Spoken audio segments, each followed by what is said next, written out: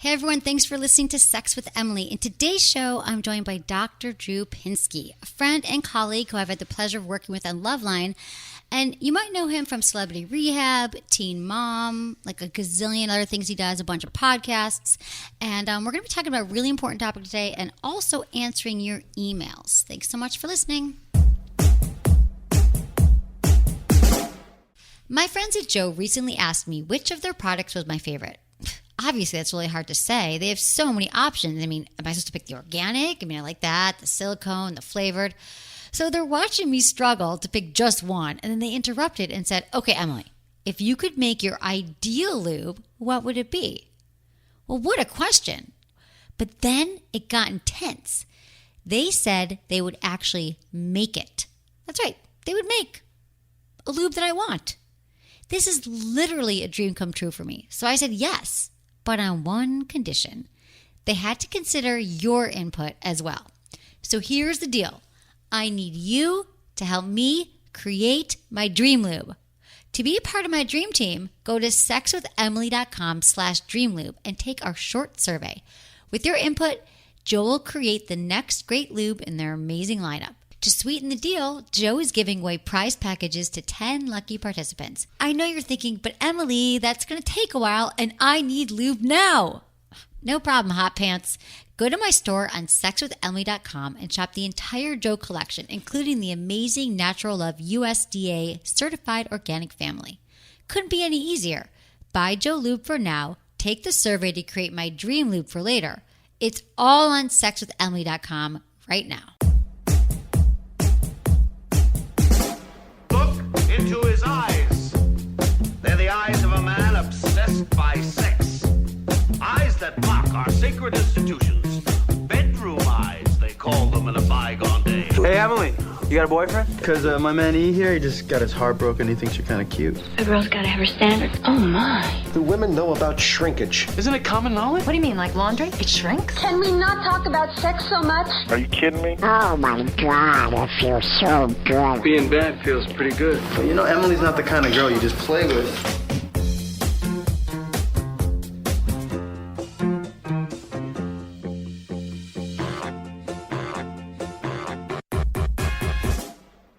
You're listening to Sex with Emily. We're talking about sex, relationships, and everything in between. For more information, go to sexwithemily.com where you can do so many awesome things on our website.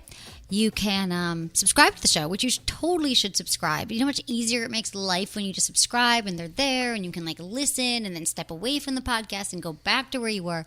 It also helps us. We love when you review the show, tell your friends about the show, and also follow us. Snapchat, Twitter, Instagram, it's all at Sex with Emily, and also Facebook.com. We've hit over 1 million likes a few months ago, and it keeps going up, so thank you for that, and subscribe to our newsletter.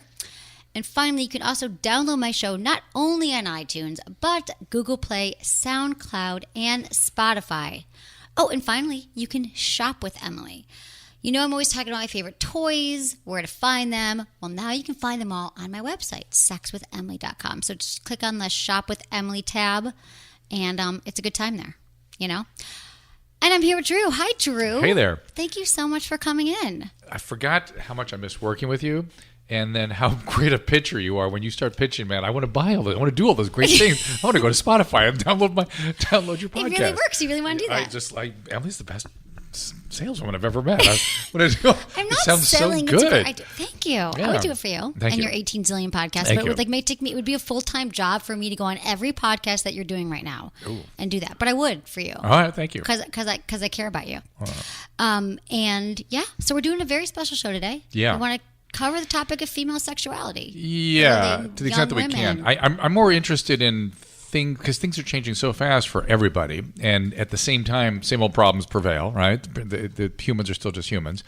But I'm wondering what kinds of things people want to ask that they feel uncomfortable asking or can't get answers to in a day and age when answers to everything are a click away. Oh, that's the really interesting thing about female sex, about sex in general, is that yes, they're a click away, but what they're finding is a lot of porn.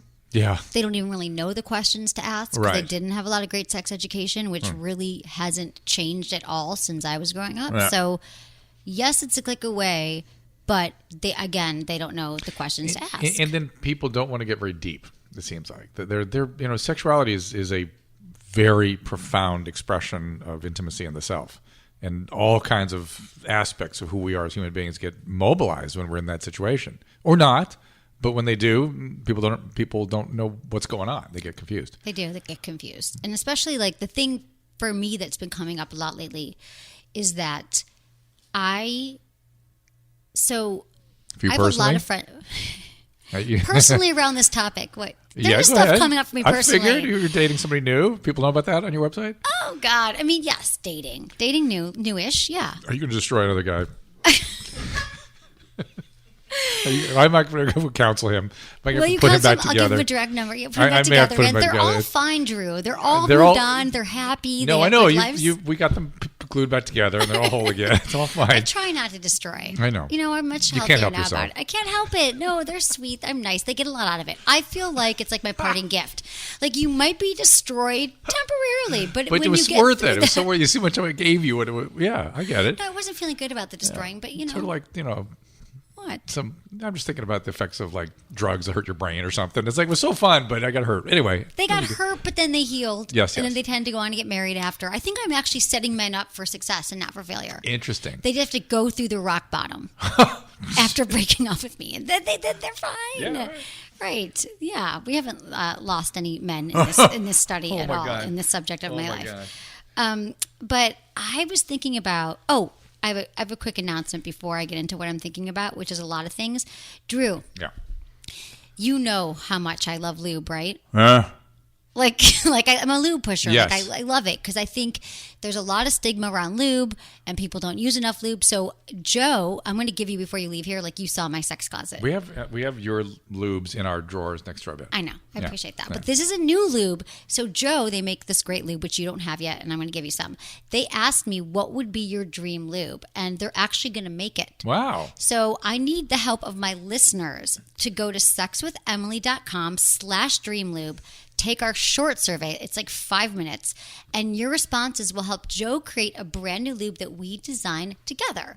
And then 10 lucky participants will receive a Joe prize package worth $100. And what kind of stuff would be in the ideal lube? I'll tell you this. sexwithemily.com/dreamlube or click on the Dream Lube banner. Well, it's interesting because we've already gotten about 80 responses. We just put it up the other day, and we're asking, do you want water-based? Do you want silicone? Like, what thickness do you want? How long do you want it to last? Do you want flavors? Do you want a flip top? Do you want a pump? Like, everything that goes into lube.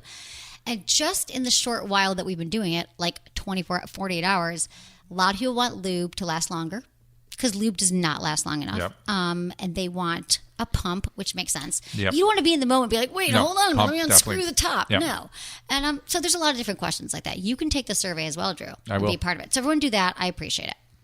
But let me introduce you first because I have listeners all over the world. And though you are internationally known and renowned because I have traveled with you before and I know this. I mean, I know this intellectually, but also like being in Mexico. They found your fans too. Yeah.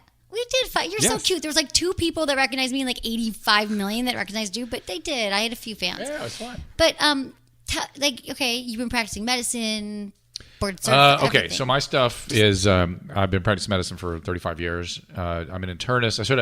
I had the hospital-based practice and outpatient practice, and then I ended up running medical services in a psychiatric hospital, and that morphed into running their addiction services for 20 years. So I've done like 3 careers in one. And all the while, I was doing Loveline on radio. And that sort of became this sort of separate thing. This had a life of its own. I did it for 10 years thinking I was just doing community service, just really trying to educate about HIV and AIDS. That was the original goal. And it became a thing. It became a show on MTV. And then I thought, I'm going to do some more TV. And then these guys showed up, wanted to do something called Celebrity Rehab, and we did that. So people may be familiar with that. And then MTV, I've been on MTV continuously since 1996, which is amazing. Weird. Yeah. And they came along and said, we're doing this show called 16 and Pregnant, which now has morphed into Teen Mom. And I thought, oh my God, that is going to have a huge impact on young women and pregnancy. And it did, had exactly the desired effect. Yeah. And then I've been on CNN and HLN for the last 5 years. And now you have like 18 million podcasts. And then, yes, please go to drdrew.com. Please, my wife. And they're all really good. Like they're all like top rated. Yeah. I do. Adam and if you're Loveline fans, Adam and I are back together. We do a podcast called the Adam and Dr. Drew Show. I do my own podcast. I do a podcast with Bob Forrest, who is the guy with the hat and the glasses from Celebrity Rehab, and it's called This Life. But all that stuff is at drdrew.com. So please check go it to all drdrew.com. out. Okay, can I tell you a really funny? Sign up for the newsletter. Sign up for the email there. drdrew.com/contact. Exactly, and this will also all be on my website as well. Yeah. So here's a funny story about 16 and pregnant. Uh-oh. So I was pregnant. No, I didn't tell you this. So my best friend, who was actually Stacy, was on the show a few weeks ago. She lives in San Francisco. Somebody I don't know. I thought you knew all your friends. I know, but You're she was in San hiding this one from Francisco. me. No, you love her, but Okay. she was only out for 2 days. So, and she reminded me of this, that when she was 40 and pregnant and single, dating a guy who's kind of a douchebag. He was like 29 years old, and they ended up having a baby together. And we spent a marathon weekend. She used to run this magazine, and we got like a free hotel room for 2 nights, a 5-star hotel in San Francisco, because we wanted Which to one? review the spa. It's the Rosewood Hotel. It was actually Palo Alto. Yeah. It's like a 5. Do you know the Rosewood? It's a Rose, I know Yeah. the Mirage, So it's like- the montage down. right. used to It's be the a same Rosewood, I thing. think, It was like yeah. such a nice thing. It was like beautiful outside, and she had 2 broken. Like she hurt a leg. It was like pregnant and miserable. And then we watched So we stayed inside for 2 days and watched 16 and pregnant. But she's like 40 and pregnant and single. I'm like, well, it could be a lot worse. You could be 16 and pregnant. Yeah. And we used that show as kind of like a salve to make her feel better that she could be 16 and That's pregnant. nice. Anyway, I just want you to know we were Did you just see talking about that. the shows I do, the reunion shows, any of those? Yeah. Then? I don't remember. We were doing. I did I don't at the think end I of every like- season. I meet I with the didn't girls. know you then. I know. But now I know you. It's But like then this? it was like this. But now I know you. And I'm like, but anyway, I thought that was funny because we used to laugh. I'm like, well, at least we're not that. Okay, so back to the issue. It was not about the guy I'm dating and who I'm going to ruin. It was about, here's what I'm thinking about, which I will not. Let's hope I've moved past that. So when we're talking about female sexuality, Yeah. I've been thinking a lot lately about this because now I have a lot of friends, because we're in a different generation. A lot of the millennials. Yeah. People love talking about the millennials. But I have a lot of friends now and family members who are friends who have kids who are between 18, 25. And they all are now, few of them coming to me for questions because I meet them and like, hey, I want to talk to you about sex. And what I realized is that I've been actually really upset about it because these are friends of mine who are smart, educated, feminists. The parents. The mom, yeah. But yet their kids are saying to me, yeah, I had sex. These some 17-year-olds. I had sex. It's not that good. I don't really understand it. I mean, I'm having sex and the condom's just hidden up against me, and it doesn't really feel that good. And then I asked them about masturbation, and they're like, "What is that?" Yeah. It doesn't, So, and that's some of the issues that I had. I thought, I didn't have any sex education. I mean, it was all about, don't get pregnant, don't get an STD. And it was never about female pleasure. It was Right. never, none of that. And it still isn't. So I thought in some ways it's sort of the same issues. course, yeah. And these are people who have parents that I respect and admire and that you kind of would think I kind of feel like in some ways a lot of people have, women especially, dropped the ball talking, and families talking to their kids about Well, it. think about this. It's very hard to talk with kids about sex, right? I know. And it's super hard to talk to them about female, the pleasure aspects of it. I mean, that is a pretty high order task.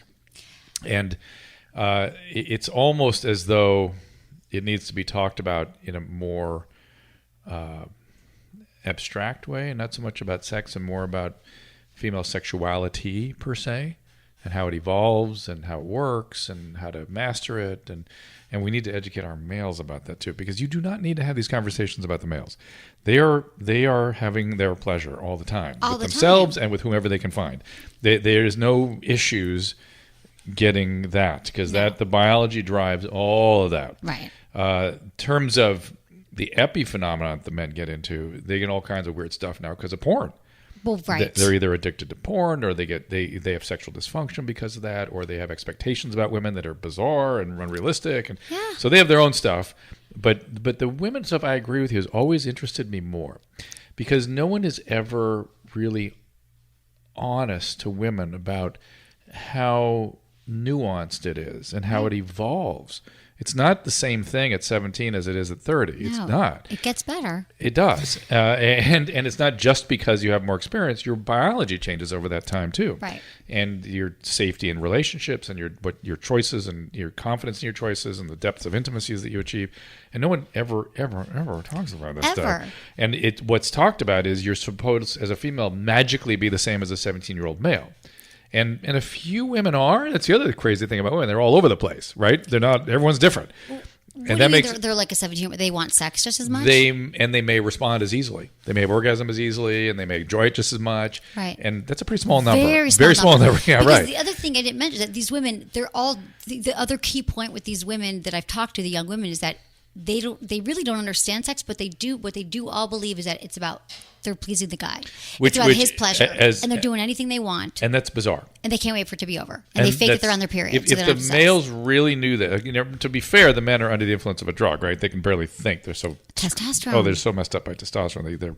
They might as well be on OxyContin, right, or heroin or something, or speed. Or the combination.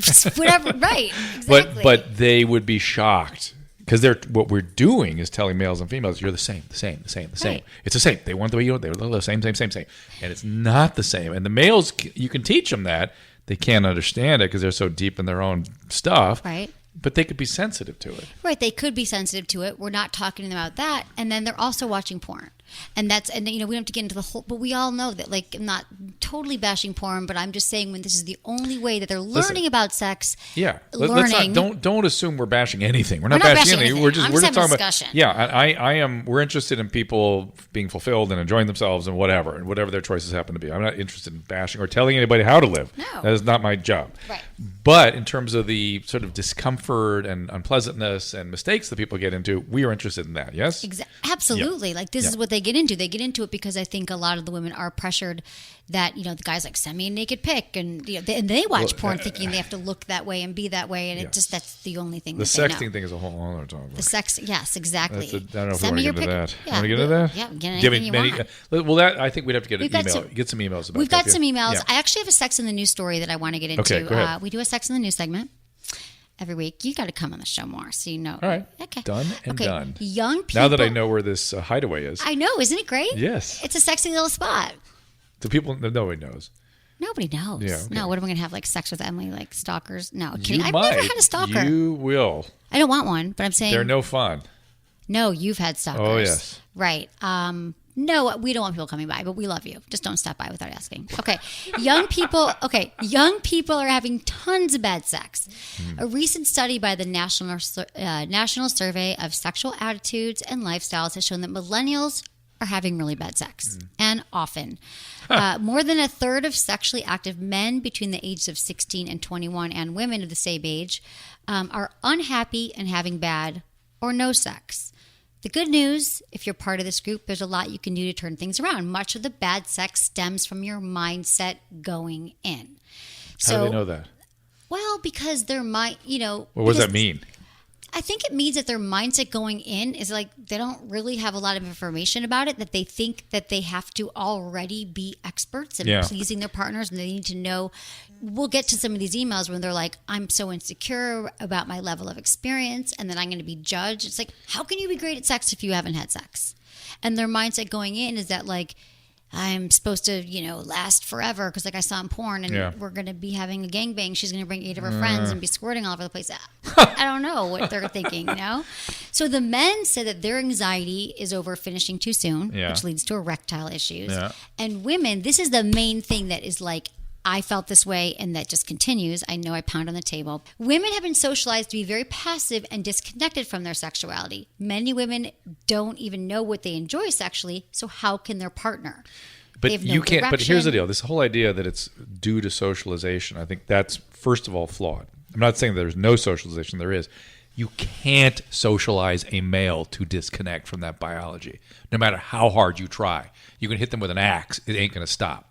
So this whole, you got to understand that. Okay. So if you don't accept that difference, that women, because it's a more delicate biology, they can be socialized. They have to be encouraged the other direction. I mean, literally, the male, you can roll up your newspaper and hit them like the dog for crapping on them. They will not stop. They cannot stop. It's just impossible. Right. But for women they need to be encouraged on, rather than discouraged from. And I think that's a good socialization. Encouraged on, because it says here, listen, they're passive and disconnected from their sexuality. Yeah, try to disconnect the male from sexuality. Go ahead. You can't. You can't. But the women are going along with the men. They're passive. They're like, whatever he wants. That's right. That's so how huge. Can we change that? That's the problem. This is the entire problem. Huge mistake. And here's the other thing. Why do they do that? Because we don't know any better. No, but think about it. I didn't know about masturbation. No, I but didn't know. Forget your own sexuality taking back seat. Why do what the male wants? Because we want to be liked. We want to be accepted. We want to be popular. There's something else there. I don't know what it is. That's all it is. When you're a young girl and you think that this guy, the captain football team, is going to like me, I better send him a naked picture. I better give him a blowjob. In fact, I can give him a blowjob and I don't really have to, I'm not going to get pregnant and he'll like me. Don't your male friends come along and go, hey, don't do that. It's not going to make you What male friends in high school? I'm the guys who don't want to sleep with us? Maybe that's what we need. Well, yeah. Well, no, it's the guys that want to sleep with you but are accepting friendship. Yeah, the friend zone guys are not. But those guys can also be good. They're not, though, Drew. No one in high school knows. I didn't know about the testosterone until the guys know. The guys know what's up. Right. The guys know that what they don't care. They want to get. They're under influence of a drug. Right. And they want. They're assuming you're willing to come along for the ride. That's because you want to. Because you want it as bad as they do. They think we do, but we only do it to be liked. But that's you got it. Somehow we got to tell them that, and we got to teach the women that doesn't how you get liked. Right. Exactly. You may get some attention that way, but you're not going to get liked that way. And they don't really understand that, and they don't. These are the same because this is the thing about the study. It could have been written 30 years ago. I mean, the only difference, I think, is that it's more visible now because of social media, because millennials, because of porn. The other reason is they don't, there's no courtship culture. Everything is hooking up and hanging out. Right. And the idea of dating is they don't know what you're talking about. No one's dating in college. Yeah, right. And so they just hook up and hang out. And so you never negotiate relationships. You never sustain a relationship over any period of time. You never figure out what you want in a relationship. Right. And so all that's just missing. Well, I don't know. And how do they learn that when it really... They're not even... especially in college now, none of their friends are looking... I mean, I had serial monogamous in college. What I do in college, I often go... And by the way, we're not talking about everybody, right? There are plenty of people listening going to go, that's not me. I'm able to have relationships. And good on you, fine. But what tends to happen is people tend to glom on relationships. They go the other extreme. They get retreat into a relationship. So it's more of a clingy, love-addicted relationship. Right. Which is, if you have sex at a young age and the intensities of all that can get you stuck with somebody. You get very stuck. Well, it's just very confusing. And I don't think that the messaging is right. Like traditional parents tell kids, sex is something that happens when two people love each other very much. Like sex equals love. And so that's just but that's sort of like an amorphous thing, right? That's what they're saying. Or my parents said to me, if you have any questions, just come to me. I didn't know what the questions were. I didn't even know to ask any questions. So what should we encourage our young people to ask, or young women? I think we have to encourage the young women to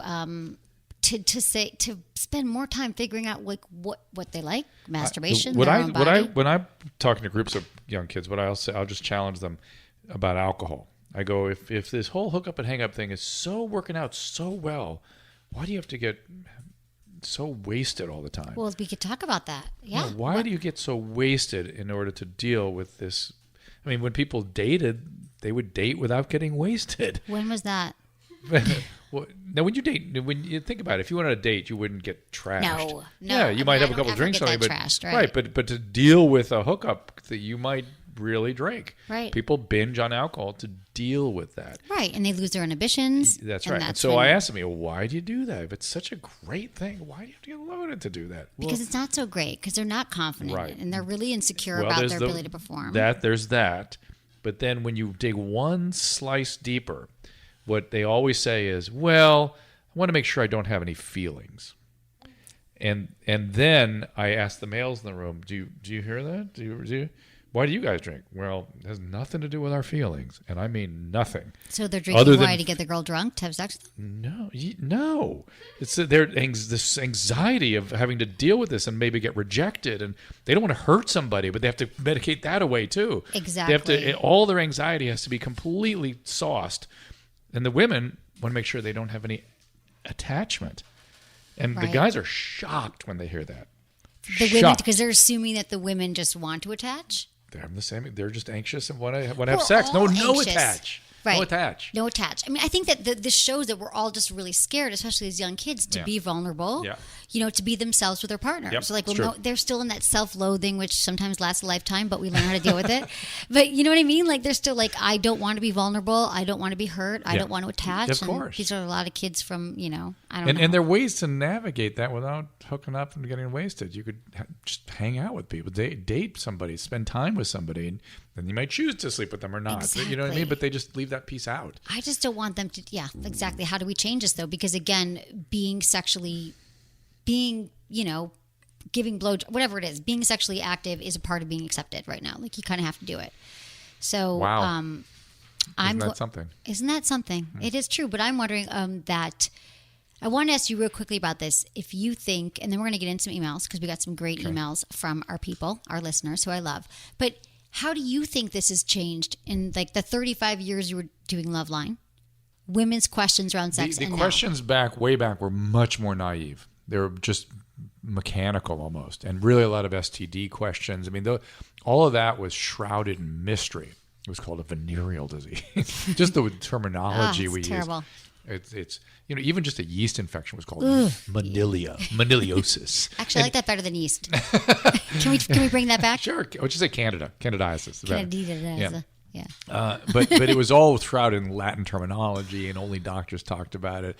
And the antibiotics were all injectable, and it was just very bizarre that it was all shrouded in this dark mystery. And so no one had ever heard of most of these things, and no one understood all you heard was the clap. And crazy what was shit the like clap? that. It was just like gonorrhea, which is making a comeback. But it was not even hallelujah. But it's not I've missed it. Go so. gonorrhea. They're getting resistant, is what's happening. It's getting resistant to the antibiotics, as all bacteria will. But it wasn't even clear if they were talking about syphilis or gonorrhea, and no one was ever educated on what these things were and how to transmit them. And then the other thing, the bizarre thing that came along was herpes became such a preoccupation.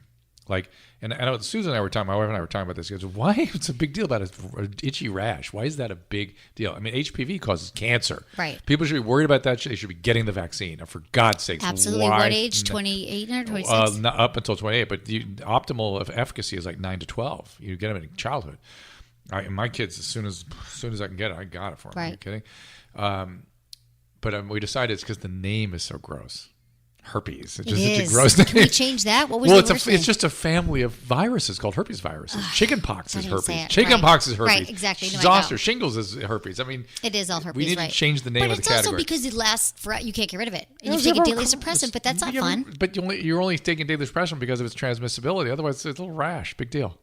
Yeah, but then you don't want the rash, and then it hurts. And I know the patients don't notice they have it. Most people have it, don't even know they have it. No, that's true. Because it's so mild, as opposed to it's something that causes cancer or pelvic inflammatory disease, or all these things that are really serious. The one people are preoccupied with is a non-event. It's true. Which is weird. And they're all like, HPV, everyone has it, but you're right, herpes. And now they're saying that I was talking to Dr. Bruce Heischober. Remember Bruce? Dr. Bruce. Yeah. I didn't even know it was Heischober. I don't know that, but I know Dr. Bruce. From the Corolla Network. And he said he's got a friend works in the Inland Empire here in Southern California, works at a obstetrical clinic, prenatal clinic.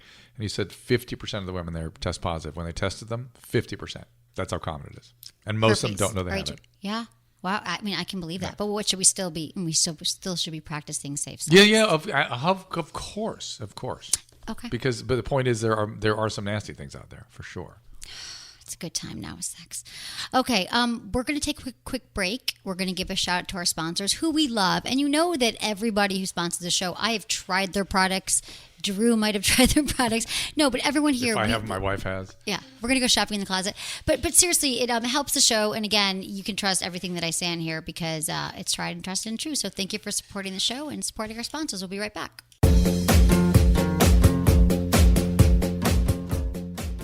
I like putting effort into my appearance. I mean, I want to look good. Who doesn't want to look good? But I don't have a lot of time to spend getting ready. I mean, I'm lucky if I can get out the door with my hair dry, some lip gloss on, and find my keys and cell phone, But sometimes it's just not enough. If you're anything like me, you kind of feel naked without your brows done. Does that happen? You're like, something's off here. But who has time for 4-step brow kits? I mean, I don't. So I'm always looking for the products that could do it all, do it well, and do it fast. So recently, I started hunting for the perfect brow product, in all my spare time. I found the Boy Brow from Glossier, and as soon as I saw the words game changer, had to try it. The Boy Brow is a brow pomade that isn't like gels or mascara. It's a creamy wax formula, and it gives you this soft, flexible hold that never gets crunchy or stiff. And the best part, it's so simple. You really don't even know how to do your brows, thank God, because when you use the Boy Brow, you just apply it and brush your brows. The little mascara brush they include, it's so easy, and my brows look amazing. Like, I'm getting compliments. People are like, I love your brows, Emily, which is awesome. That's how you know you bought the right product. The Glossier Boy Brow comes in 3 subtle shades, blonde, brown, and black. And I don't know how I ever got by without it. I mean, how often is it all the amazing reviews of a product are spot on? Oh, and it's only $16.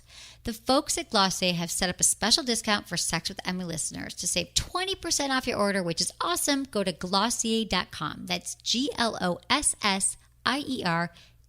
and use code Emily at checkout. Okay, everyone, we're back. Thanks for listening to Sex with Emily. I'm with my special guest, Dr. Drew Pinsky. I'm so glad you're here. I know, me too. We don't see enough of each other. I know. Even though we went to a fancy party. Oh, can we? That was a fun party. It's a great party, right? Okay, so we would go to this fancy party, and it's like, do you want to say your agent? It's a big Emmy party with a lot of important people. Right. And we were hobnobbing with crazy. A bunch of celebrities who I don't recognize because I'm starting to watch TV. It's so bad. I moved to LA. But Emily made my night for you. You know this? Oh, Madison knows. You made my night for her because I'm a big fan of the show Unreal. And Constance Zimmer was there. I'm like, oh my God, I'm such a fan. And you're like, oh yeah, I gave her a vibrator last week. I'm like, I know her. I know her. Hold on. I'm going to help you. We're going to go over. You were at Sherry's house, right? Yeah, Sherry Appleby, who's the star of Unreal, which is a great show on what show is it on what network? Lifetime. Lifetime. It is an amazing show about reality TV producers. And but the funny thing was, Drew was like, did you see who that was? I'm like, no. And he's like, Emily. Like, who was it? I don't even know. There were so many. You were standing next to Seal. And you were like, huh? It's the worst. I was literally just 2 inches away from him. And then I took a picture of with me and some model because Mike would freak out. Did Mike freak out? Yeah, of course he did. Yeah, Mike Hathaway. I mean, it was just fun. And I'm like, oh God. And I'm beating myself going, I need to watch TV. I need to watch more TV. And then all of a sudden, Unreal, I know you're obsessed with. So Sherry Appleby is the one of the stars of it. And I went to her baby shower, and because we had met doing some comedy show, and I brought sex toys for everybody, and I showed him all this stuff. And Constance Zimmer, who's also on the show, was there. So I happened to know her. So Drew's like, oh my God. I'm like, I'm going to introduce you to somebody. We ran over there, and she knew, of course, loved you. Oh, so fun. And that was funny. So thank you for that. That was a fun party. It was really fun, and we made our way around pretty good. I know. There were lots of really, really important people. Oh, Jeremy Piven. You're like, he comes up and says hi to you. He's like, do you know who that is? I'm like, Jeremy Piven. I'm like, I thought he was familiar. Oh, damn. He's so cute. That was fun. We have a good time. Okay, right. But now back to female sexuality. I'm my head is spinning a little bit about something we just touched on. Okay. I really didn't get deep into, and I don't. We gotta. You and I need to dig into this research a little bit. I mean, why are women so disconnected? It feels like it's a complicated topic. It's easy to go, they're not socialized to be, or they're socialized not to be. It feels deeper. It feels more profound. I feel like they're really disconnected because there's so many insecurities too. Body image issues. Yes. They're not really comfortable. They have confidence, but then they take their clothes off and they're like, I gained 2 pounds. You know what it is with me? Whenever we talk about this, I get sad for women. It makes me very sad. They because women take on so much. They automatically do that. And we've got to. That's what I would alert a young woman about. I'd say, don't take it on. But it's not your responsibility. You don't have to make the guy happy. Make yourself happy. Don't assume. Don't do inventories on yourself. Look out there first. And good to take responsibility for things, sure. But you're not being kind to yourself. But I don't know how, unless you get into the schools or you get into the parents. See, parents. We'll do podcasts. We talk about it. But you have 3 kids. I mean, it's hard to talk. Kids don't want to listen. Like, even my niece when she was 15, and I know, and this is what they do. They're like, I don't want to hear it. I was like, my brother left the room so I could finally talk to her because I knew it was the age. Yeah. And it's like a few years ago, I was like, listen, honey, I know you know what I do, and I'm going to say this, and I'm going to say it quickly. Don't ever have sex with anyone or do anything sexually because you think they're going to like you more. But it's as simple as that. Right. That's the starting point. He was like, we were at Sunset Tower having dinner, and my brother went to the bathroom for 30 seconds. So I was like, listen, it's about your pleasure and masturbation. She was, I'm like, listen, I don't know if you masturbate, but you should. Tonight for dinner, maybe. Why don't we go there? All right, let's go. Okay. So we have ADD together, which is awesome. So I was like, so it's about your own pleasure. So figure out what you like. The boys aren't going to like. In fact, I will respect you more if you know what feels good to you. So I want you to masturbate. I want you to figure it out. And she's like, okay. But I feel like that's kind of what you need to say. Auntie M has changed a lot since The Wizard of Oz. Right. No, but really, right. But I mean, it's like I feel like that there's so many insecurities. But that's the starting point to me. That's just the starting point. There's just something else going on here that's sort of profound, and it has something to do. Here, this is my instinct on this. Tommy, let's get this to the bottom. Yeah, it has something to do with our desire for equality of the sexes, because we have a weird thing in this country where equal opportunity under the law, equal pay, equality in the workforce somehow goes all the way to, therefore, we are equal in all respects. Mm-hmm. We're not equal in all respects. You're shorter than I am. You have darker hair than I do. Right. We're different in lots of wonderful ways. Right. We deserve equality of opportunity, equality of access, and everything, guaranteed equal to flourish in the context of what we actually are, which is this rich soup of all different kinds of people. And with the XY chromosome versus the XX chromosome, some really interesting things come along with it. And the XX, I believe, is a better form of the human being.Madison's giggling. I believe that. Stop giggling. It's true. Yeah, it's true. We are. It is true. You're using more of your brain. You're more resilient. You're empathy. Babies. You have more, and more certainly what we need in our world today. That's for sure. And to tell them you're equally exactly the same as a 17-year-old male is undermining what is rich and amazing about that's women. why we have to tease it apart. We have to support that somehow, and it has to be like a movement or something. Well, let's start the movement now. I mean, I would like to sit down. Maybe it's outside the schools. It's you, then. I think it should be. Come from me. I really want to say to them, like, here's your bodies. Here's how you understand it. Like, it's about, because they're so disconnected from their own bodies and their own pleasure and like what makes them feel good, and they have expectations. I'm telling you, I can't get. I would stay in the zone of what makes you feel. What makes you feel good? Pleasure sounds a little bit. What feels good to you? How do you feel good? How do you gain happiness? And we don't even know what happiness is in this country anymore. No, that's why there's 18 books written about happiness in the last 2 years. And they don't even define happiness. They don't start from what the hell they're talking about. But because happiness is an illusion, you're not supposed to be happy all the time either. And people think I'm happy for a second and then I'm not. But that's a whole. Would you want to indulge our ADD for a second? Yeah, go. Always. There is hedonic happiness, which my heroin addicts experience every time they take a dose, right? Woohoo, feel good. That's not very good. It's not a good life. No. It's not a sustainable happiness. It's pleasurable for a few seconds, but it's empty. As opposed to what's called eudaimonic happiness, which is how do you lead a good life? And it turns out giving to other people, empathy, connecting, all that good giving stuff. back. That's where real happiness comes from. But, now, I would argue, and I think particularly your audience, that deep into that eudaimonic happiness is a proper physical connection with somebody. Absolutely. Right? That's how we do our best work and how we grow. But yet exactly. And we're not really learning or teaching people how to do that. And they don't have great models. What about the fact that all these kids today, a lot of them come from divorced families, 50% divorce rate. And then so they have no faith in relationships. No faith in relationships. Yeah. Why should we even get married? Look what a disaster it was. You saw a lot of that. I went through 18 divorces and my parents alone, back and forth. And different partners. How did that affect you? Oh, I'm totally normal. Come on. The weird thing is, Drew, it didn't affect me at all. Which is so weird.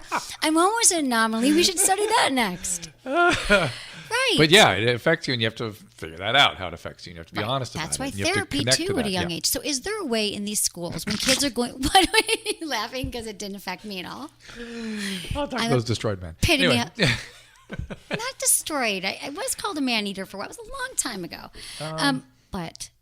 They survived. Yes, you're right. They did survive. They're humans. They're happy. They did not die. No, and no one dies from rejection. Okay, people. Let's not forget that. Nietzsche would say. But that here's which the other does thing. Not destroy me makes me stronger. Exactly. It's so true. And I feel like I went through a lot of hell. The real quote is, "In the art of war, that which does not destroy me makes me stronger." It went back to war. That was the actual statement. I get it, but it's still about life. All the things that were so hard in my life, I'm grateful for them, and truly, truly, truly, I would not be who I am, as independent, as of course, as tough, as resilient, as I wouldn't have been in therapy for 20 years. That's part of eudaimonic happiness was gratitude for what you have. Right. whatever that might be. And also the wrong attitude of happiness is that you have to be happy all the time. Who No, is happy all the there's time? ordinary misery.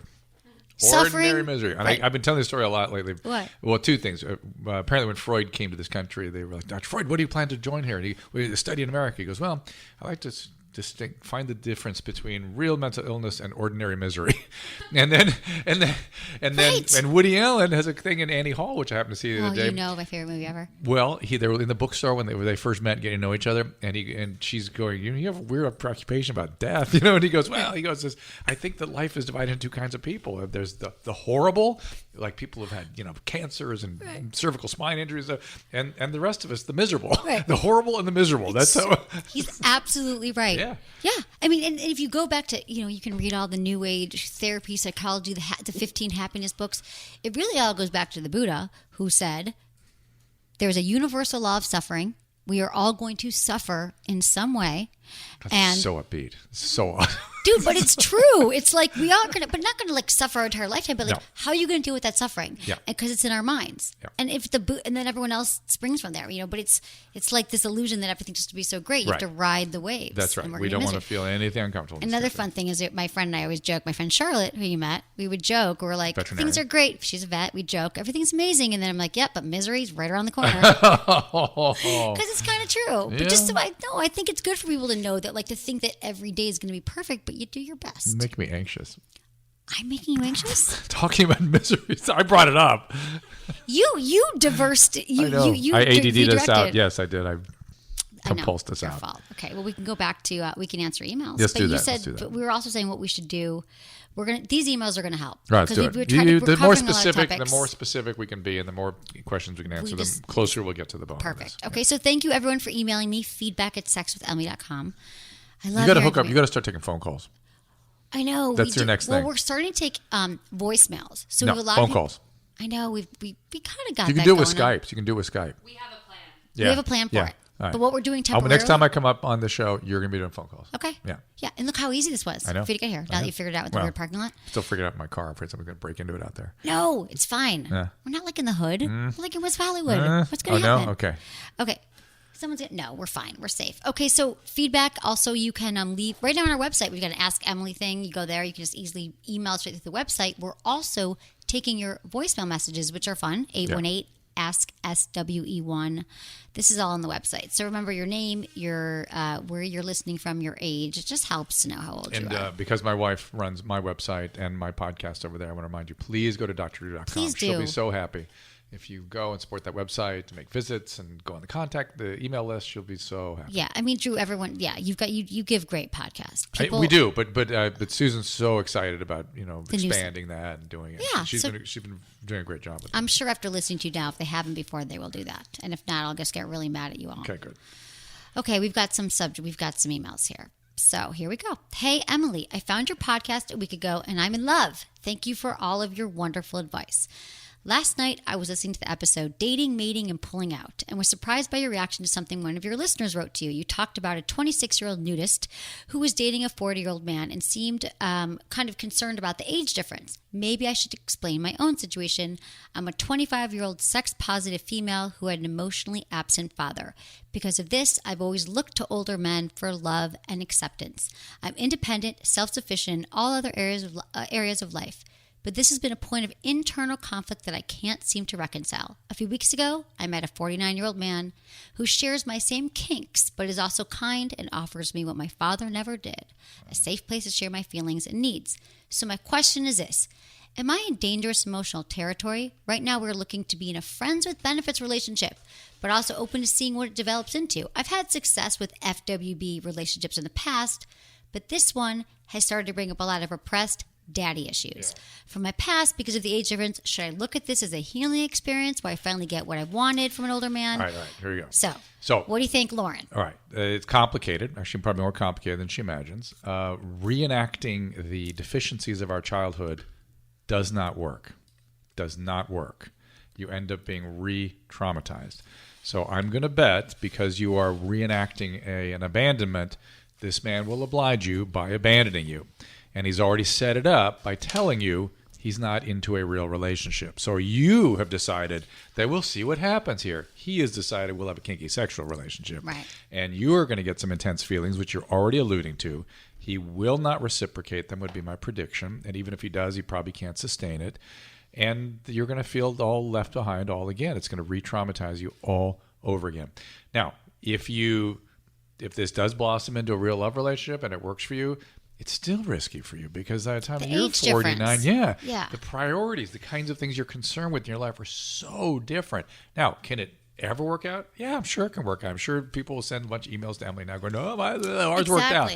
It can. But you can sort of see how this one is set up not to. Right. It's set up not to because when people have traumas in their childhood, they're attracted to. This is the nature of the human being. Right. We are attracted to people and circumstances that are just like the people that engage in the original trauma. Right. So I know from my clinical experience that this guy, she's cast him in the role of dad that's going to leave, and he will leave. And but can she ever heal the trauma through reenactment? It just can't happen. It just doesn't happen. So that's why you need to go to therapy. Because the guy that she actually needs to be with is not a guy like her dad. Because those are abandoning males. Right. That's what we're most attracted to. That's right. And that's what she's attracted to because she was abandoned, and that's what the trauma does to us. And so you've got to be with a guy that's really deeply, intimately connected to you, and that will be very confusing and uncomfortable to you. And what most people do in that situation that have her history, they sabotage it. Right. Exactly. They sabotage it. And then we tend to that's why when we say, like, what can we do to help young women now with their sexuality and growing into, I think a lot of it has to do with treat your trauma. Treat your trauma. Because Drew, I've been doing all this like somatica sex training and stuff, and I'm in this room with women who are in their 30s, 40s, men too, who are like, they have trauma, it's not dealt with, and they're at 35 going, why can't I orgasm? Why can't I trust men? The guys are like still dealing with some horrible rejection from college and feels like the women will never like him, or family stuff. It's inner child, it's trauma, it's abuse, and it will not go away. I'm seeing this. So that's why I want to get, when they're young, like women when they're young, like and men too, but like get into these issues in like therapy. Yeah. I mean, I don't think... listening to the show is very helpful. Listening to your podcast. And we're not saying you have to go through years of therapy or there's something wrong with you. We're saying these are common problems today, and they don't work themselves out, or to the extent that they do work themselves out, I won't say they can't work themselves out, because a mild version can, of course, but they tend not to, and they're so easily treated. They're so easily treated. Yeah. But it's just interesting. I don't even know what the analogy is, but like you literally could go 20 years doing the same exact dating patterns if you could nip it now early on. Yes, and that's our recommendation, Lauren, because you're 25. You've got plenty of time here. And I understand this is exciting. And when we're treating something like this, we go, what you need as a trauma survivor, you have to think butterflies, not lightning bolts. Right. Someone was just quoting you on that. Good. Yeah. People quote you all the time. Anderson sits here on the podcast like, well, Drew says. It's really cute. It's sweet. Anderson. Ran into him on Hollywood Boulevard like 2 nights ago, randomly. He was going to see DeAntword. Really? Yes. Of course he was. Yes, of course he was. Exactly. Oh my God, he's great. And why were all the people in the teddy bear outfits or whatever the hell they were? They were sort of furry looking. What was that all about, Madison? DeAntword is known for their like really extreme fan base, and they do like a lot of like performance art. Like they're super freaky and stuff. All right, well they were. They were all over the place. So. Right, if you're going to see him anywhere. Anderson fit right in. Anyway. Was he all dressed up like a fur? No, he was not. Sorry, I missed that. Would have been great. Okay. Dear Emily, I have no words to describe how much I love your show, your guests, and everything you do on your podcast. I've been listening for a while now. I'm 24 years old, and I've never been intimate with a guy. I meet people, but I get so anxious and shy about my lack of experience that I ultimately don't pursue any kind of relationship. I think that's a growing population right now. Yeah, what this girl represents. Yeah. This was something everyone was in a hurry not to be 20 years ago. Exactly. Yeah. So that's why it's different too. They're not looking into the relationship. But what's interesting to me is that they don't. Once they sort of seem like they're pretty comfortable and secure, but then they can't get out. They can't get out of the virginity curse. That's exactly it. Isn't it weird? Yes, and a lot of women are. Well, I'm not going to go. I'm not following you down this ADD path right now. I'm going to finish the email, which is weird that I'm redirecting. But okay, lack of experience. Okay, here's the thing. I meet people, but I get so anxious and shy about my lack of experience, I ultimately don't pursue the relationship. I don't know whether it's best to tell the partner about my lack of experience or not. Should you read my question, please give me some advice. Thank you. Big kisses from Europe, Regina. Ooh. European. Yeah, European. Nice. And so, I mean, this is such a common question I get from men and women that they're, in their mind, their lack of sexual experience are holding them back from putting themselves out there. Like they think that they have to be like this. That's just one part of this email. Right. That they've got to be like, first of all, if you've never had sex before, how can you be amazing at sex? Right. Like, no one's expecting you to know everything. But again, I think going back to porn, they watch this and think, I've got to be doing all these tricks. Well, right. That and I would think a little deeper about maybe there's something else going on that made it easier for you to be a virgin. Like maybe you already had some body image issues or some intimacy, whatever, and sort of think about, was this particularly easy for me? And if so, I wonder why. Why that was more easy than perhaps it should have been. So look at those issues that they may be resurfacing in some way, and they're not obvious. But the other thing is you need to know what the male perspective is on this is. They could not give a rat's hiney about your ability, right? Here's what they're just happy you're touching their penis. Oh my God, they're happy your heart is beating and you're present. That's all they care about. But in fact, the heartbeat, some of them. Oh, I'm sorry. Right. And so, barely. But there's from the male perspective, what do you think their man would worry about with this girl? Performance anxiety. No. What? That he's doing a good job? Nope. Whether he can have sex at all. Nope.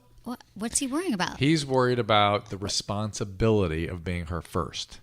Oh my God, this is going to mean it has to be a relationship, and I'm her first. I know that's a big deal to her. And Some guys think this. Oh no, it's a common thing. Even guys that are animals, still this goes through their head, and they'll just rather not deal with it, and they just move on. So do you think she shouldn't tell him?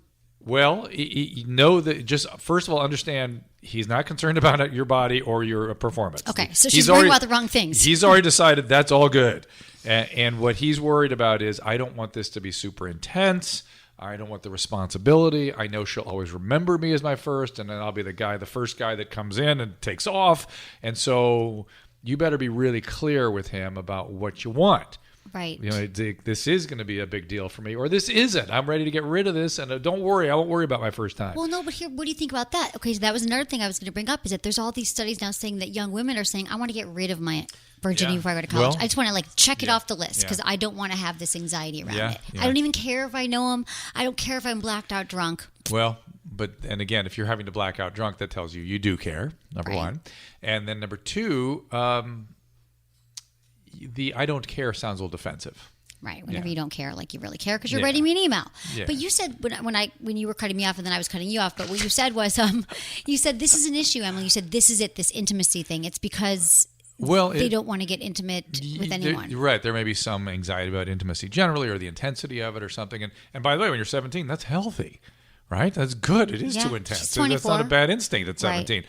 At 24, if you're still relying on that feeling, you got to go, maybe you take yourself by the hand and maybe not let that prevail. Okay. Because maybe it's grown into something more than it needs to be at 24. And she can also nip it in the bud, go to therapy. Because this will continue, this anxiety around I would performance. say you're not 17 anymore. You're 24. Let's get on with it. Okay. And if it's going to be a big deal, warn your partner. It's going to be a big deal, and let him decide if he wants to hang around. Do not worry about your body or your performance.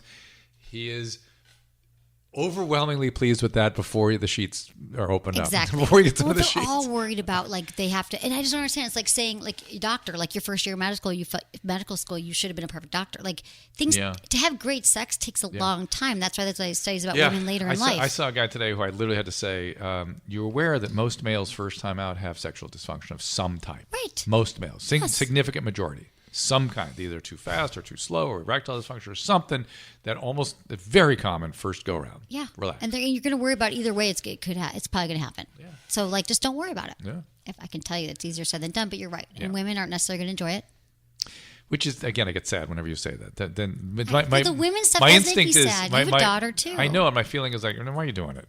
Because believe me, the guy is really, really, really enjoying it, and it's not just for him. Well, you got to find a way for you to enjoy it too. This is our mission. Yeah. How do we get women to understand that sex is for their pleasure and that it's not just for their enjoyment? How do we teach them that? Well, again, some of the stuff we've said already. I don't want to repeat that, but it feels like we need a place that they can come and ask these questions. Let's do I think so too. Do a talk show where we do that. I would love it. I would let me. They listen. We're doing it. Yeah. It's done. Campaign for it, everybody. Okay. Yeah. Because if they were we sort would of go across the country. Women need a clubhouse, they do. A place where women go. A safe space. Yeah. Because then there was a study about sex education in America isn't great, but it was saying in the Dutch system of education, they talk about pleasure.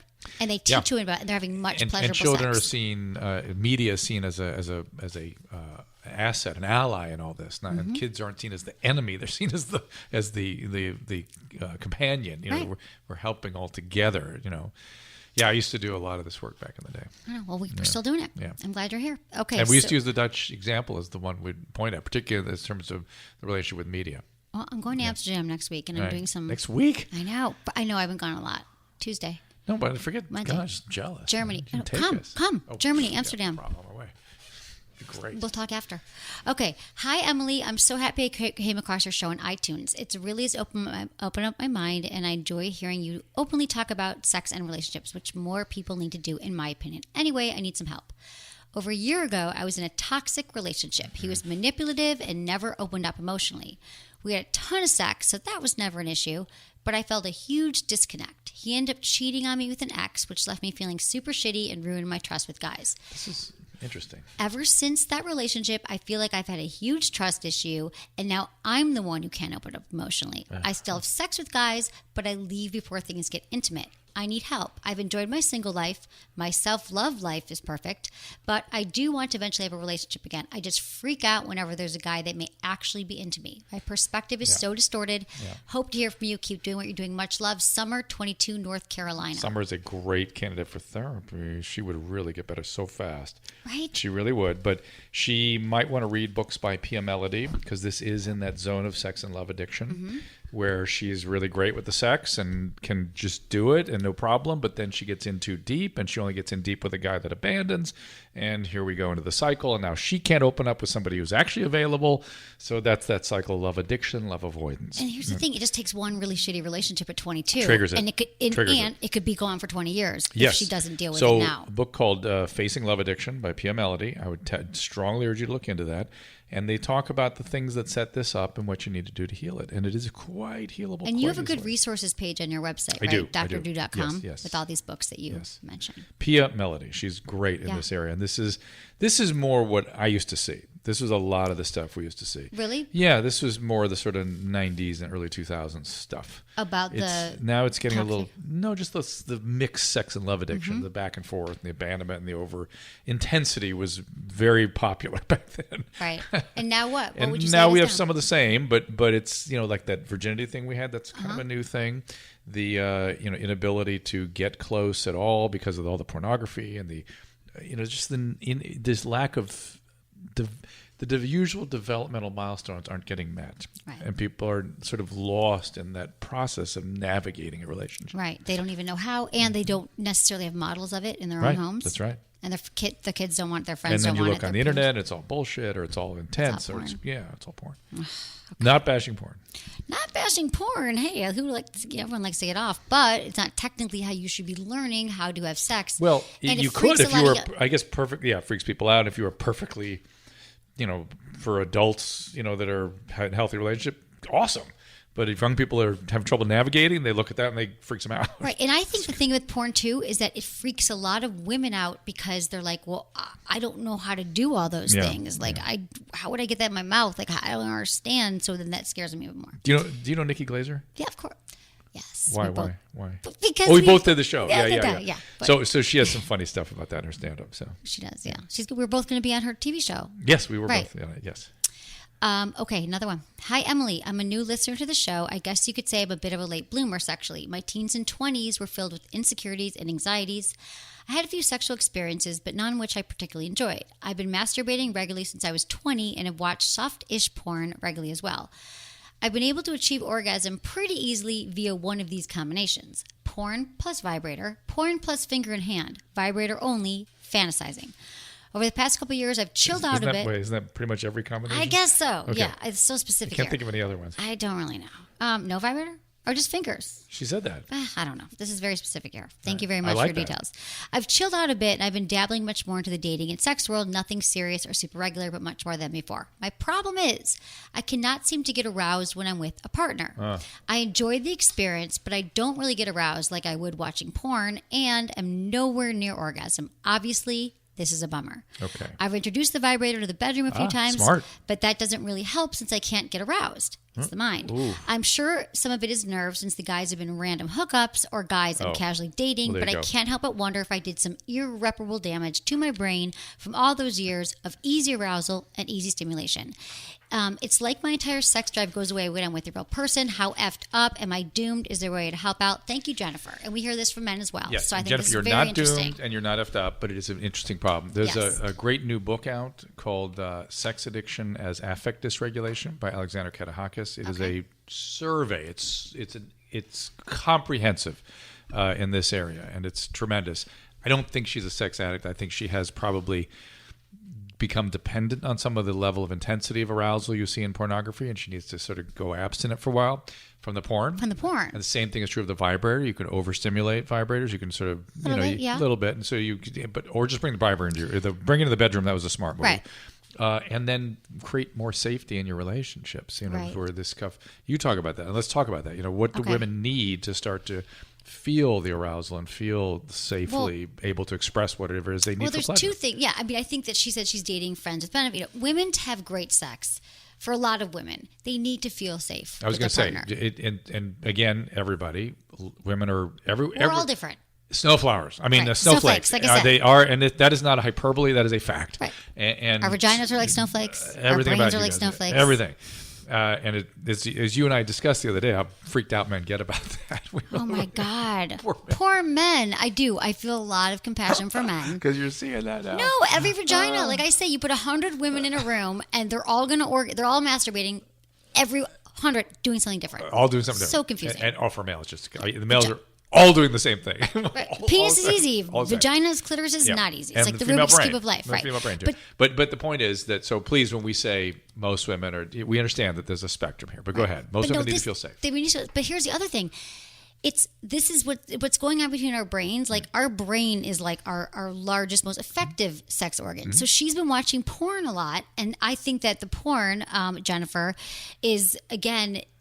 We're kind of like, remember before porn, we actually had to fantasize. We had to come up with these things. And for women, this is why we're not turned on a lot. This is why we don't enjoy sex, because we don't really understand fantasy and we don't spend a lot of time working on that fantasy. So I would say, like, the reason why you're with these guys and all of a sudden you're like, I don't know what to do, is because you haven't cultivated like a healthy fantasy life, which is actually kind of a fun homework assignment and like a fun thing you can do, is to think about, maybe it's scenarios that happened for you in the past or things you want to happen in the future. But for a lot of women, like we need to tap into that to have our orgasms. And what are the scenarios like?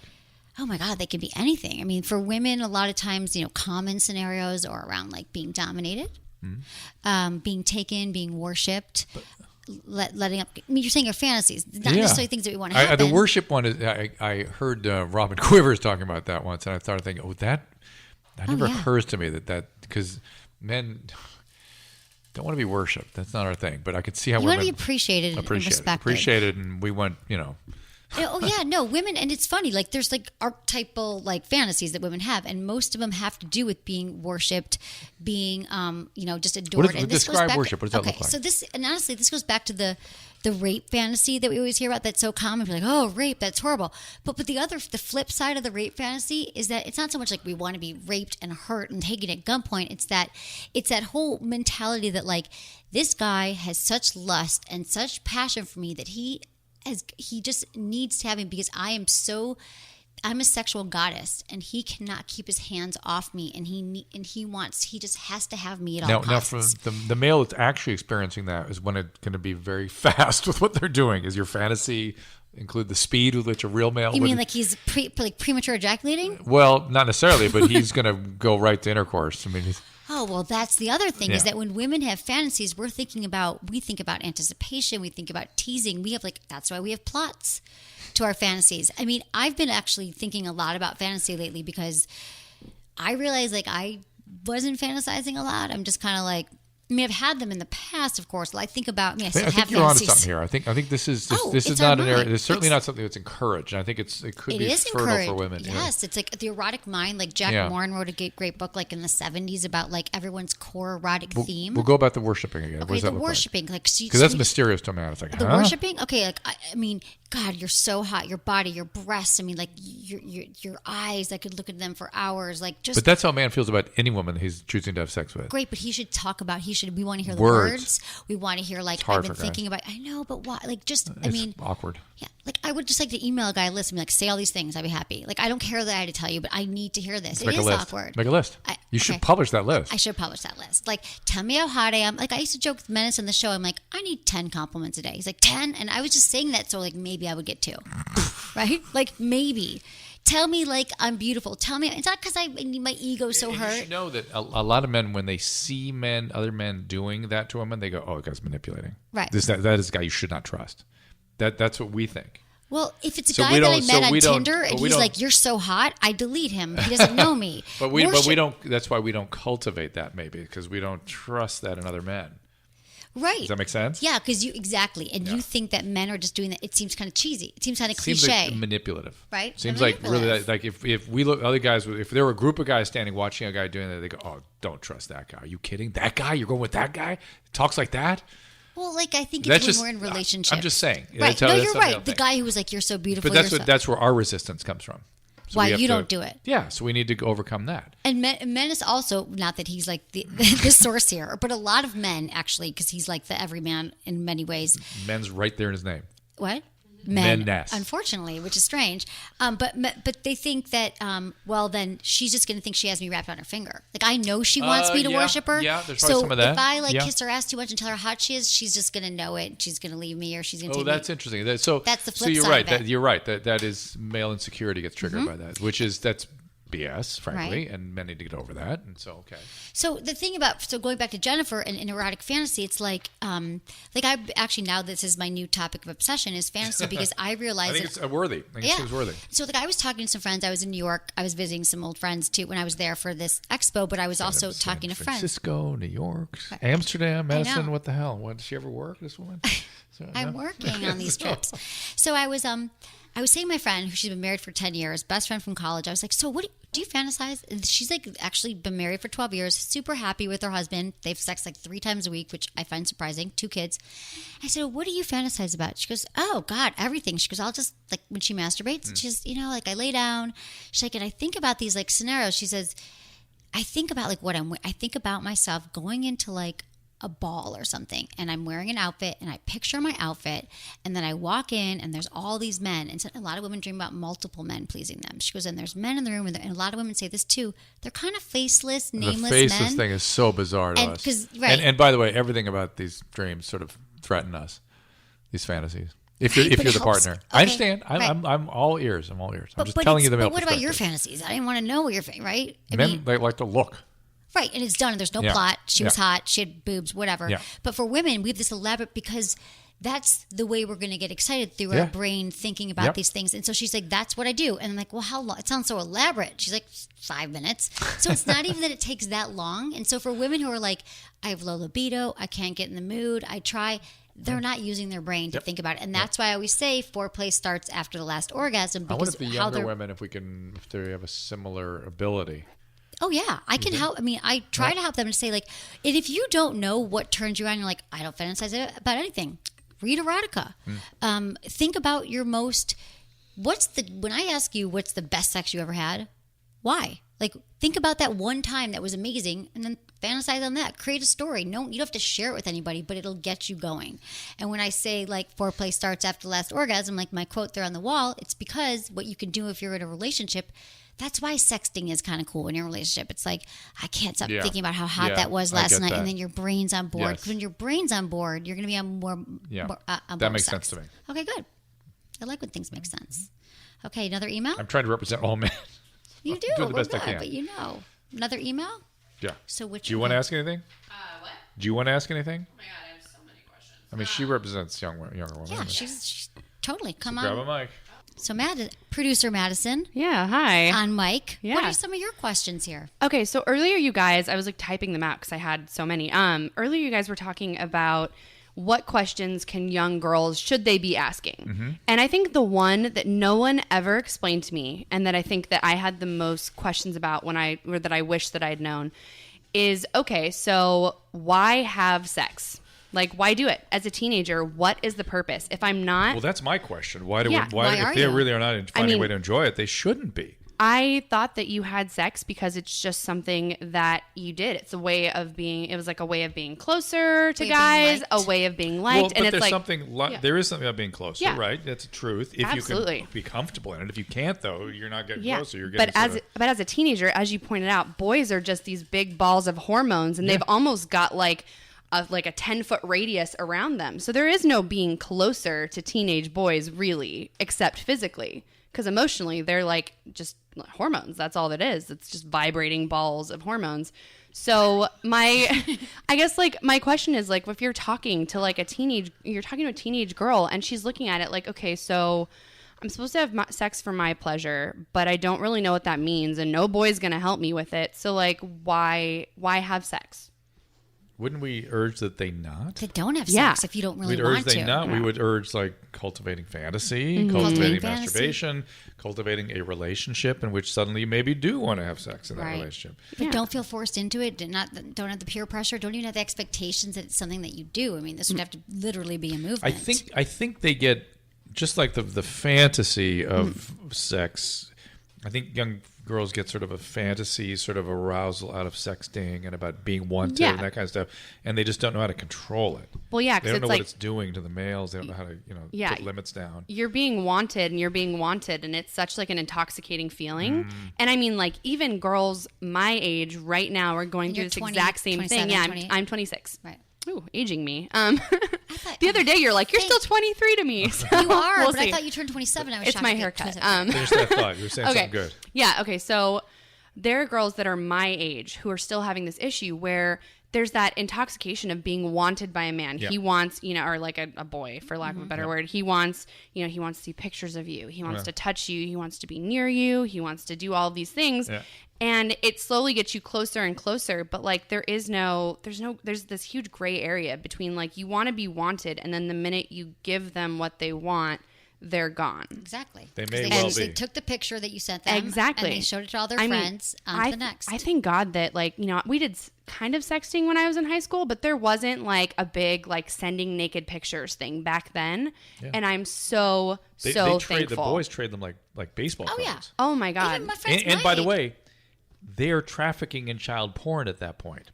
And every one that they send it to, every one that they move around is a new potential, what do they call it, charge of child porn. They can go to jail for life, messing around with the stupid sexting. Oh yeah. I have guy friends who are just little juvenile delinquents from what they were doing when they were 12 or 13 as far as sending around pictures of girls. But it was all with the disposable cameras. No one was doing camera phones quite yet. But it is like, why have sex? I mean, that's what I'd like to like they should understand. Like it's pleasurable, it's gonna feel good, but like don't feel pressure. I still think that's what hasn't changed in 30 years, like or a long time, that it's not. That they're not realizing, women aren't realizing that it's not just for their pleasure. I thought it was all about their pleasure too. I didn't have any pleasure with sex for like a really long time. And when did it switch? It switched. Like I had a really good, like in my maybe mid-20s, a boyfriend that was like more like sexually open, and he kind of was more about my pleasure. And and that could happen at 21 or 22 or 20 it could, even. But then guys at 20 don't know, so I almost feel like maybe we had to help them select that guy or know when they're in that kind of relationship. B, how to set boundaries before then. Right. It's and hard. learn together, because again, hard. it's like I can't set boundaries now. Boundaries are so hard, difficult. Yeah, very difficult. So so that was a question that I had, and another one that was about something you guys were talking about that disconnect between the women and their own sexuality and things like that. How do you recommend? Because masturbation, like you say, I know as at 26 after working here for 2 years, I know that masturbation helps you get in touch with your body. But like, how would you explain that to a younger girl, just beyond like, oh, you're going to explore, because she doesn't know what she's doing around there. Like if she has a clitoris, she's like, what the hell is that? Like I brushed up against it felt good, but she doesn't know the emotional attachment that comes with masturbating. Explain. I've said you've argued with me about this. About what? Madison's on my team here. Go ahead. I don't even know what I said. I know what she's talking about. Well, that you have to be in an emotional space for that sexual response to develop. Yeah. And that's what's really hard. That's where this fantasy thing comes in. Yeah. Or, that's why women will be recommended to make a bath and candles. And men are like, what? Right. What? Rose petals? Why? Right. And it's because it's really an environment of intimacy is Right. what that is, but your intimacy is with yourself. Yeah, exactly. Because for a lot of women, you're not going to find that intimacy with a guy for for a long time. Yeah, quite some time, And decades, it's possibly. hard to do that I when don't you've know if never we experienced argued it. about this. I don't know if we disagreed. Well, we did a little bit. On Love Wasn't Line? bad. Yeah, Okay. wasn't bad. No, but I'm just thinking that yes, exactly. For women, it's like, first of all, we know that our brain, if we're stressed about school, we have a lot. They say like millennials aren't having as much sex now. It's because maybe they're distracted too. There's a lot of other things going on. Their phones there. Like I tell them, turn off your phone. Yes. Get but it's just so hard. But to they were get literally yourself in that saying, mindset. doesn't make sense to me. I get nothing Right. out of it. It's because they can't get the place going where that's going to happen. They're not Yeah. to be like, I'm in a bedroom with a vibrator. Right, because that's again a male. A male can do that, no problem. Right, That's and all that's they why can we're do. so different. That's why the female Viagra Yeah. will never work. And I think about like the only time it's ever been, even like they've tried to talk about this in America was with Joycelyn Elders when Clinton appointed her Surgeon General in 1992 or whatever. And she was a Surgeon General, and she said, I think that masturbation should be taught in schools, and she was fired. Well, what And did that was, he like, know? the He was last time- having Monica Lewinsky with a cigar. He wasn't Exactly. caring about Well, it women's wasn't- pleasure. That was not him. That was Yeah. just sort of No, but what I'm saying is she was I knew Joycelyn very well. Yeah, don't you? I mean, I thought She was awesome. She was right? tremendous. But woman. fired. Like that didn't. Again, Gone. that was a long time ago. And all we saw as Americans was that little snippet of her talking about that. This is a serious academic, professional pediatrician Right. with But she was tremendous right. credentials, eloquent and rich. She could have been a treasure for this country, and just because we didn't like the sort of topic, we didn't like we don't Yeah. like, and people are thinking, in schools you're going to teach it. So I get that it's complicated, and I want to get to the point where we can teach women, that it's something that's healthy and normal, because they're not talking to them. Like, I Joycelyn felt Elders this could have thing. just gone, listen to Sex with Emily. That's all. Yeah, exactly. 20 years ago. But and my thing around masturbation is that it didn't even occur to me. Like I never thought Right. like this could be interesting to touch my body. Right. I think I had a very stressful environment growing up, and I didn't do it. I don't know if that's why. Yeah. But then you hear for all these women who are, we always talk about this, like had an orgasm when they were taking a shower when they were 5 or riding a horse when they were 12. I'm like, I rode a horse. I did not have an orgasm. I don't understand. Snowflakes. But it's like, but still, it's just like, and then even when that happens, they don't tell their parents. So Yeah. they're having the orgasms in their head, but they don't know what to do with all that. Well, yeah, like I've been having orgasms since I was like 8 or 9, but I didn't know what it meant, and it didn't mean anything to me. And then when it came time for actual hands-on masturbation, it was like a missing piece. Like I just didn't get it. What was I supposed to be doing? What was the goal here? And it just kind of like, So it wasn't until I got Isn't that older. interesting? Nobody's really studying this properly. They really are Yeah, not. I would love to have a program that think makes about sense. that. Just that. Right. Able to orgasm, but masturbation does not equate with orgasm. Right. It just in the feels female good. brain. And how well, does that? I mean, maybe, it didn't or- even feel good. It was just like, it was like, A release? it was like scientific experimentation. It was like self-discovery, but in a way where I didn't know what I was doing. It's like you're just grasping in the dark. Like I'm sure that's how plenty of guys feel when it comes to like No. trying to Oh, pleasure no, with trying to women. pleasure Oh, a woman, oof. not about their own. Oh. No. Right. No, I used to babysit kids, like little boys Right. tugging on their penises from a young age, being like, "This is great." No, they get it. I did not get it, and Right. that's why I'm like, "How do you teach that?" I'm like, We're trying. We're trying. Yeah. That's what we're doing. Okay. We're fighting the big fight. We're Emily and I doing are going out Good on a questions. We're campaign. doing it. We are. Like literally, this is it. We figured it out. See, this is how you Gauntlet do is it. down. cool. Okay, should we do one more email? I mean, I feel like we've been okay. So how about we've got. Here we go. Hi, Emily. I've been in a relationship for a year with my boyfriend. He's 32 and somewhat inexperienced in bed. He's never performed oral sex before. He told me he doesn't want to because he says, you get so wet and I don't want that in my mouth. I told him when we started dating I wouldn't give him blowjobs if he didn't go down Good on me. for her. Good for you. And he said that was fine. That wouldn't be a huge deal if he was able to satisfy me in other ways, but he basically kisses me for 1 minute before saying, are you ready? And then once he orgasms, he doesn't do anything to help me finish. In 1 year, I've orgasmed with him once using a toy in doggy style. I understand if he's more hesitant to try new things in bed, but I'm feeling so unsatisfied. We've talked about it a few times, and last time we discussed it, I told him he needed to help me orgasm first and he can finish, but because he's so concerned with how wet I am, I'm scared he'll never go down to me. He's only touched my vagina with his fingers twice. I want him to understand I'm so wet because he is turning me on and I want to be with him. In your opinion, is there other ways to have great foreplay without oral so I can be satisfied and he doesn't have to deal with something he feels uncomfortable doing? Is she saying she cannot orgasm without oral? Does she say that? Yeah, she says that Right. she needs an orgasm. She's one of these, like most women, Yeah. needs some sort of direct thing to orgasm. That's oral sex typically. When we used to remember when Mike Catherwood, our co-host on Lovely, I was going to say, where did he say all those men should go? He said they're communists and they should be shot. That's what he said. Men who won't perform oral. Right. He feels like he's offended by that. He's like deep, and I understand that feeling. I feel like, hey man, that's your. I mean, come on now, get it together. 32. Like you should learn to. Now, but I wonder if she's squirting, because some guys do get a little bit like when they're squirting, they get a little bit overwhelmed by it. No, he's touching her with two fingers. No, but he said the wet is what bothers him. I wonder if that's a code for maybe it's really wet. Let's address that. If that's the issue, maybe have a code or a warning or some, sort of towel handy. I mean, there's always a way to deal with this stuff. Number one. Number two, if he is fearful of the vagina, which a lot of guys are, you need to tell him this is a critical. This is important. This is not BS. This is not, and you're entitled to go, hey, no. And I like that she already refused to reciprocate with oral sex, but it's got to be more than that. It's got to be like, look, honey, she has the keys to the castle. She can insist on this, and we can find something that's a little more comfortable for him, or he can get used to it or whatever. But come on, now, you're an adult. He's an adult. Let's get it together. Understand the vagina. Let's get it together. Yeah. I couldn't be with the guy who I've tried it for a minute. He wasn't into oral sex. It wasn't his thing. I don't know that you can teach men about. We teach women though how to love giving blowjobs, but how can you teach men to get over their own fears, the taste, whatever it is? That's not the guy you want to be with. I mean, good luck. I think this is kind of a long road here. Right. They've been together a while. It may not be. I mean, but you've got to really put some barriers down. Really insist. Exactly. You're entitled to insist. But you are. But here's the thing, Lindsay. There's nothing wrong. She wants to know what other foreplay she can do. Well, for herself. He doesn't want to touch her, and he doesn't want to go down on her. No. Yeah, so, no. Well, you can get all your toys and stuff. You could you could use toys, but then that's kind of... Does mask still come around? If he doesn't like the they don't taste? really mask anymore, but we have flavored lube that's really good for that. Flavored lube.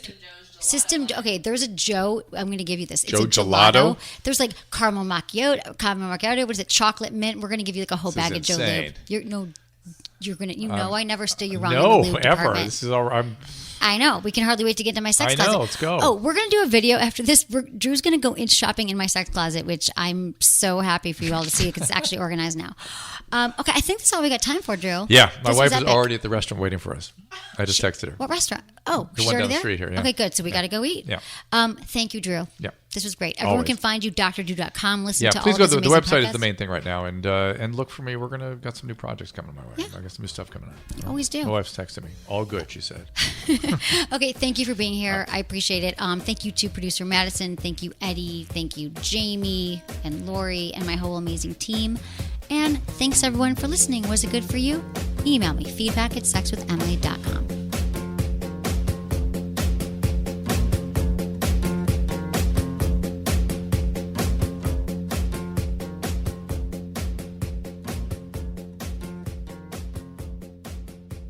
If there's something I've more of than toys, it's cosmetics, and it seems like I don't even use half of them. My makeup counter looks like, well, you can probably guess because I bet yours looks similar. Just when things seem totally out of control, the folks at Kopari asked me to try their line of multitasking beauty products.